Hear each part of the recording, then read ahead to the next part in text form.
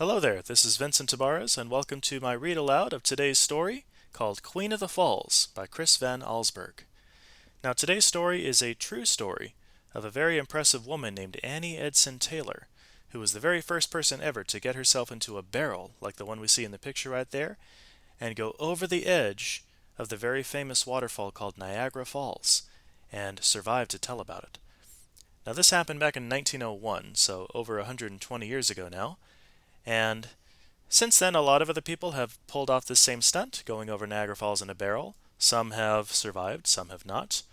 But Annie, of course, was the very first person to do so, and so she's remembered as sort of a local folk hero for being able to be the first person to pull that off. So today's story will go into, first of all, why did she decide to pull off this death-defying stunt, what people thought of her at the time, and how she's remembered even today. Now, before we start the story, I just want to give you a quick little introduction to Niagara Falls itself, give you an idea of what it looks like, and some information about it. So what we're looking at here, everybody, is some drone footage of Niagara Falls, which, as you saw in the intro there, is located between the United States, specifically New York, so up in the northeastern US, and so between New York and Canada. Take a look at the visuals here, you can see just how massive Niagara Falls is. First of all, it is very tall. It's about 160 to about 170 feet tall. Certainly not the tallest in the world, but nothing to scoff at either. But it's also known as one of the biggest waterfalls in the world, not only in terms of how wide it is, but also in terms of just how much water goes over it every minute. I seem to recall it is about 6 million cubic feet of water go over those falls every minute. So it's a lot of water, it's incredibly powerful. Certainly not the kind of waterfall you would want to fall off the top of and end up at the bottom of.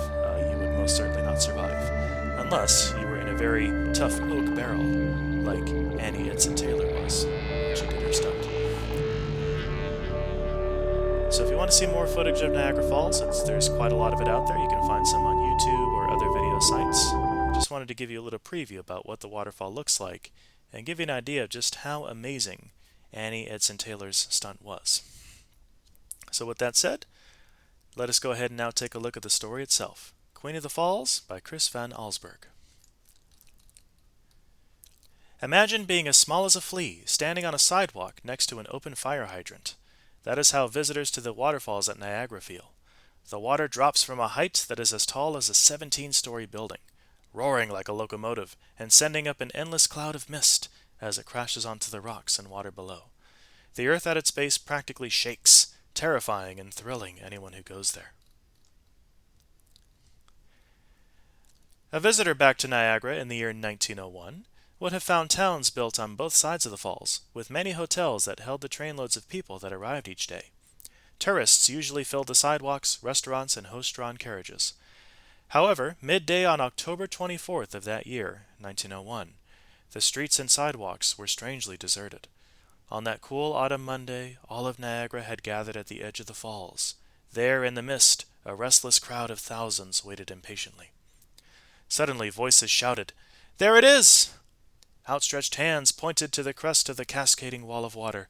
For a fleeting moment, a large barrel was visible, and then it plunged over the falls, disappearing in a liquid avalanche. Many in the crowd cried out. Then all eyes were frozen on the churning water below. Why had so many people gathered to watch a barrel plunge over the waterfall? Wouldn't the tons of water pounding onto the rocks below have simply broken it to pieces? And yet there they stood, watching and waiting, holding their breath, waiting because they all knew the barrel was not empty. So doing a quick flashback here, we can see a picture of Miss Taylor's charm school. That is referring to Annie Edson Taylor, the subject of our story today. Bay City, Michigan was a logging town located 200 miles west of Niagara Falls.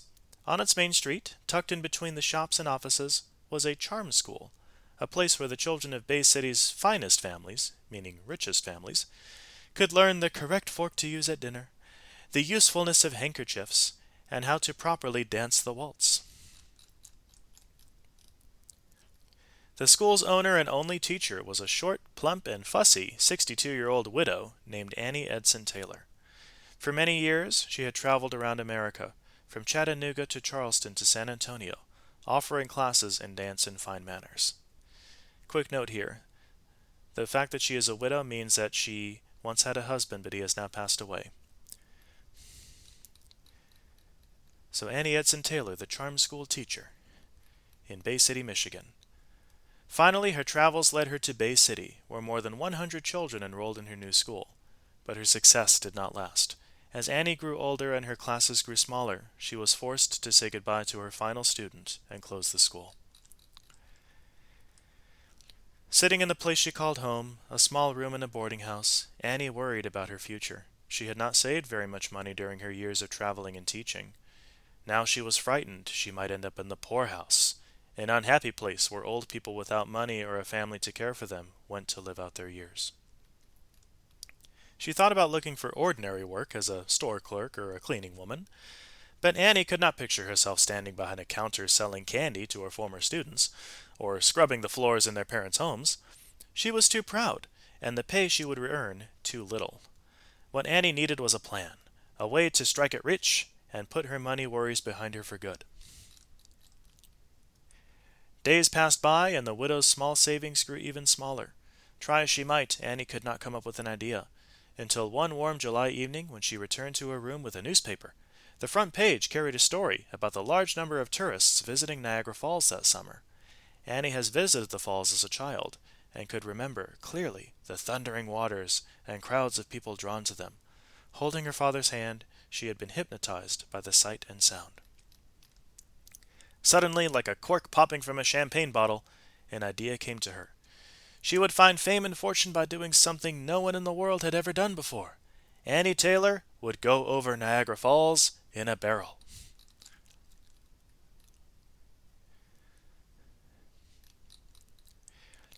The next morning, filled with excitement, Annie began planning her ride. She knew no ordinary barrel would do. Something special was called for. Annie drew a picture of a barrel that would suit her needs, a barrel that would be incredibly strong and just the right size for its passenger. She took her drawing to a workshop where men built barrels, mostly for holding things such as pickles and beer. The foreman of the shop had never seen a barrel like the one Annie had drawn, and asked what it was for.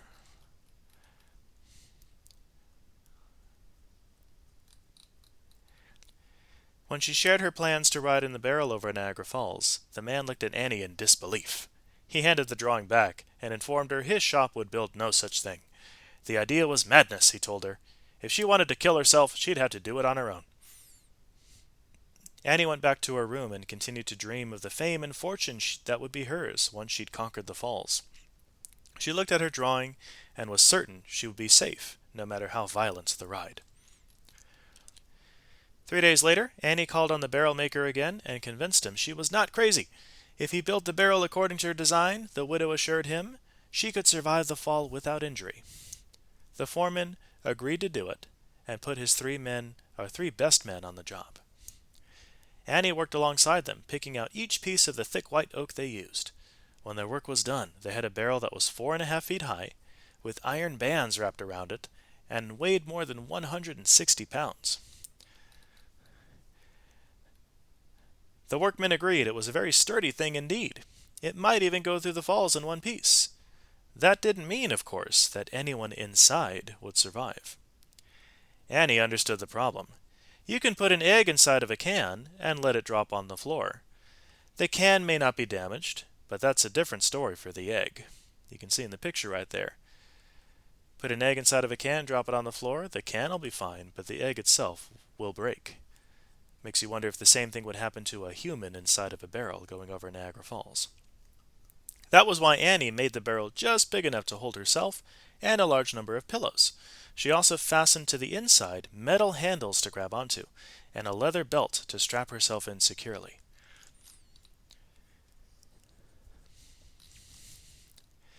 As Annie put the finishing touches on the barrel, she began planning her trip. She needed a manager, someone to go to Niagara Falls ahead of her and stir up interest among the local newspaper reporters and tell them about the amazing Lady Daredevil who would be arriving soon to conquer the mighty falls. She hired Frank Russell, a Bay City man who had worked at carnivals and fairs. That right there is a picture of Frank Russell. the man Annie hired to be her manager. When they first met, Frank Russell was surprised by Annie's appearance. She looked exactly like the aging charm school teacher that she was, and nothing at all like the death-defying daredevil she was determined to become. He asked if she wasn't too old for such a difficult and dangerous adventure.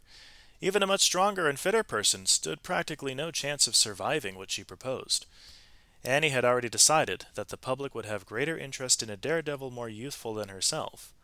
So she told him she was only 42, instantly erasing 20 years from her true age. Mr. Russell didn't really believe her, and he didn't think anyone else would either. He did believe, though, that she was determined to go over the falls, and was certain there was money to be made if by some miracle she managed to climb out of her barrel alive. Well, she certainly looks sure of herself, doesn't she? He could then parade Annie across America, visiting lecture halls and theaters where people would pay to see the barrel and to hear her tell her story. Both he and Annie could get rich. Frank Russell accepted her offer and set off for Niagara Falls to set the stage for her arrival. Getting newspapers to run stories about Annie was not the only thing her manager needed to do. He also had to hire someone who could put Annie and her barrel in the river above the falls. If Annie was to have any chance of surviving her trip, the barrel would have to be placed in the water at exactly the right spot. Fred Truesdale lived in a cottage on the river's bank, not far from the falls, and knew the river as well as any man. He had a sturdy boat and muscles to row it through the river's swift and deadly currents. He agreed to set the barrel and its passenger into the river. When Annie and her barrel finally arrived in Niagara, Frank Russell made sure there were newspaper reporters at the train station. Because he had stretched the truth a good deal by describing Annie as a 42-year-old adventuress who climbed mountains and swam across frigid lakes, the reporters were expecting a different sort of woman from the one who stepped off the train. Many of them wondered if the promised trip over the falls was just some kind of hoax or made-up story. The barrel might go over, but would it really carry Annie Taylor inside? She looked old enough to be someone's grandmother and appeared to have spent considerably more time baking pies than climbing mountains. As Annie answered their questions directly and sincerely, the reporters began to think she might be telling the truth. Maybe this woman, as incredible and ridiculous as it seemed, would actually climb into her barrel and go where no man or woman had gone before, over the edge of Niagara Falls, to be precise.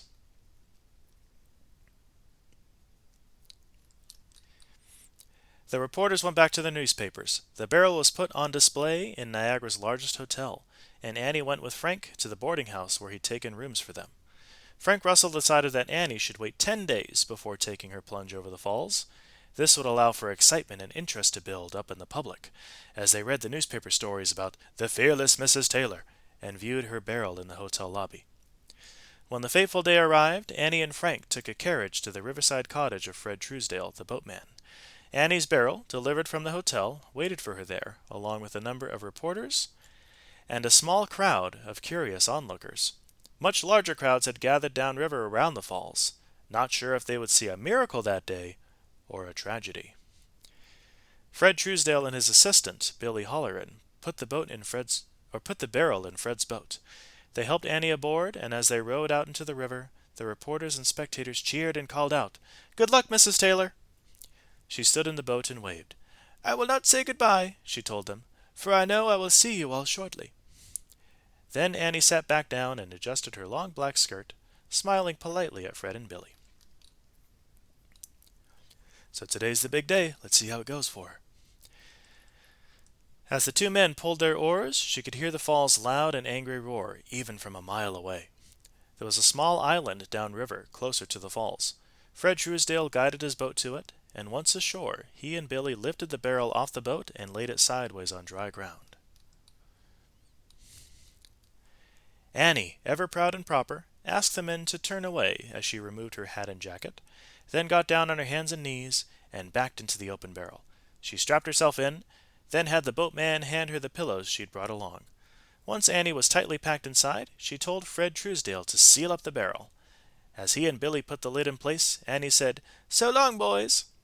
Then they pounded the cover down, fastened it with screws, and rolled the barrel into the water.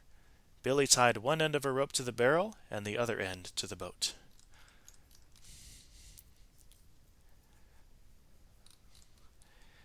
The men rowed away from the island, drawing close to the point of no return, a place where the river ran so quickly on its way to the falls that no boat could escape its pull.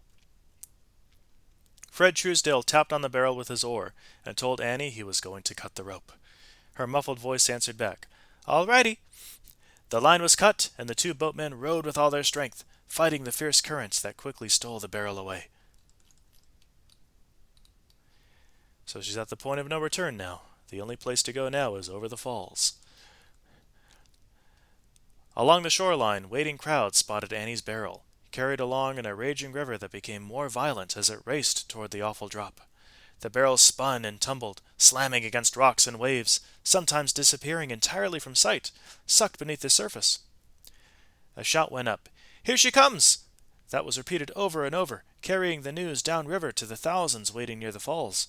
The widow was on her way.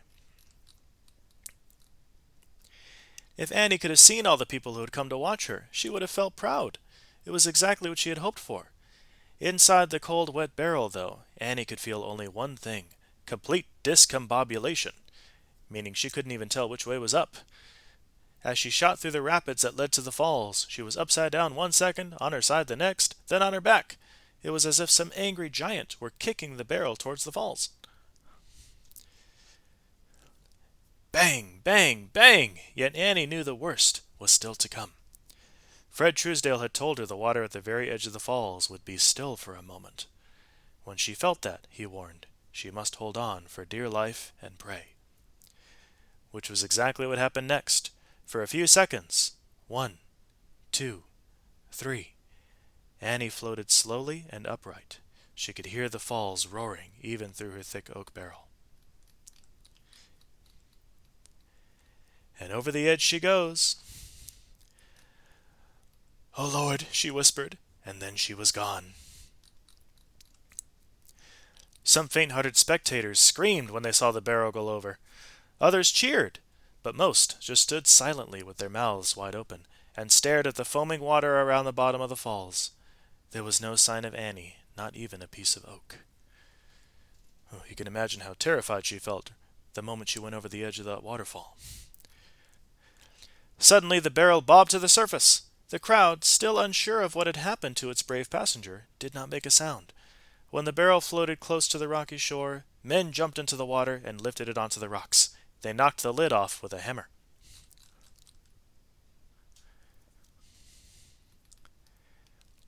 One of the rescuers knelt down and stuck his head into the dark barrel. "Mrs. Taylor?" he asked. It was deadly silent. "Mrs. Taylor?" Then a weak voice spoke. "Where am I?" "Ma'am," the man answered, "you are over the falls." Even with her rescuer's help, it took a while for Annie to squeeze out of the barrel. When she did, the crowd cheered. Annie waved back, but could barely lift her arm. She was bruised and sore, had a cut on her forehead, and felt terribly dizzy. She was able to walk to a dock nearby, where Frank Russell had a carriage waiting. So her death-defying stunt to go over the falls in a barrel was a success. She made it out alive. Although not without some bumps and bruises, it seems. Annie returned to her room at the boarding house. Doctors came to examine her and said she would have to stay in bed to recover from her injuries, which, thankfully, were not serious. Over the following days, newspaper reporters from around the country visited Annie. Soon her story was appearing in papers from New York to San Francisco. Americans could not have been more amazed if they'd read that a horse had hit a home run, or a baby had been elected president. How could anyone, let alone a woman, survive a trip over Niagara Falls? Well, who knows, but Annie certainly pulled it off. As soon as Annie felt well enough to travel, Frank Russell began to look for ways to make money. He took the widow to a large fair in nearby Buffalo. Hundreds of people lined up to buy tickets so they could see the amazing Queen of the Falls.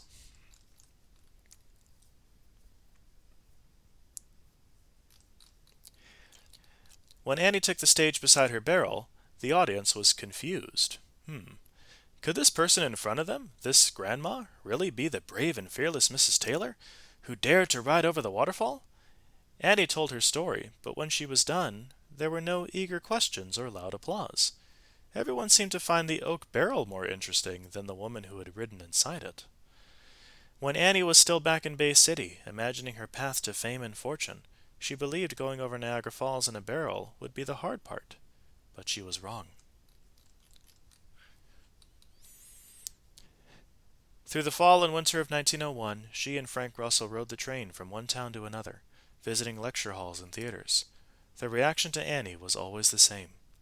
Excited crowds quickly lost interest when they discovered the fearless Queen of the Falls was a little old lady. There were more and more empty seats in the theaters they visited. When it became clear to Frank Russell that he would not be getting rich with Annie, he ran off, and because he knew he could sell it, took her famous barrel with him. Fortunately, Annie was able to get the barrel back, and to find herself a new manager named Billy Banks.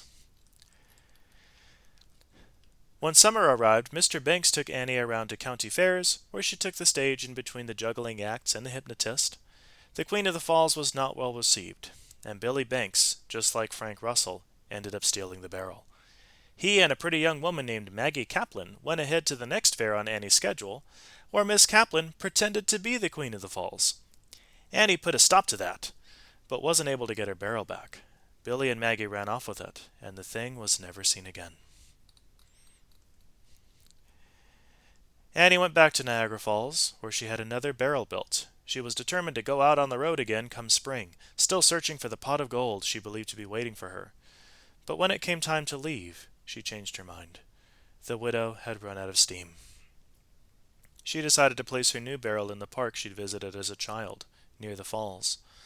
On a table in front of it, she displayed postcards of herself, posing with the barrel, and copies of a pamphlet she'd written about her life and famous ride. Calling out to tourists as they passed by, Annie invited them to purchase a postcard and to meet the Queen of the Falls.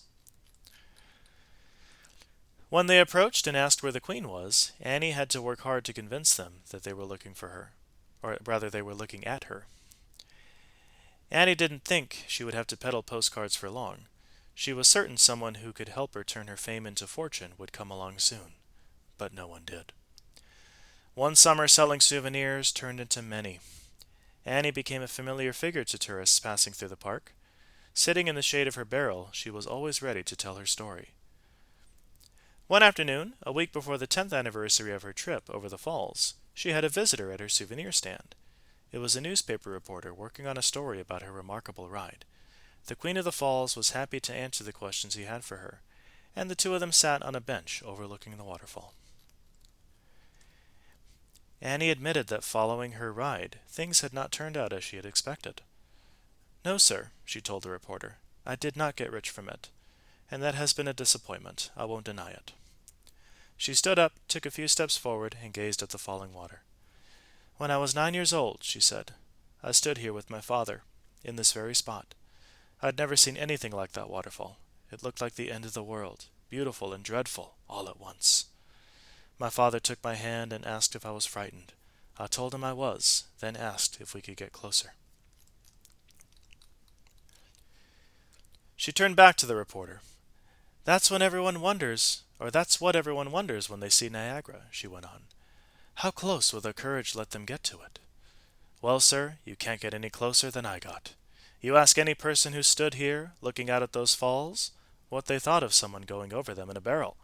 Why, every last one would agree it was the greatest feat ever performed. And I am content when I can say, I am the one who did it." The end.